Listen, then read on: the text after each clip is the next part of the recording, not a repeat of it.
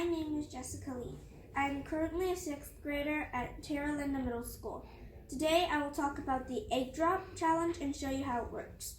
An egg drop is when you put an egg in a mechanism and drop it from a height. Here's how an egg drop mechanism works. First, you need to construct a mechanism that uses resistance to slow the drop. Resistance is when it resists airflow to slow an object. I also needed to make sure I had things that would absorb the shock so that the impact doesn't crack the egg. Then you need to hold the egg drop mechanism as high as you can and let go. I started my first round of design by first getting a cup. Then I added straws to the bottom so it would absorb the shock. Then I added more straws to the side to add weight to my egg drop mechanism. Finally, I attached the paper towel to the cup so it would have resistance. After I finished prototyping my first design, I tested it with a ping pong ball. My egg drop mechanism could hold the ping pong ball in place. However, you needed resistance and shock. I think it needed more shock absorption.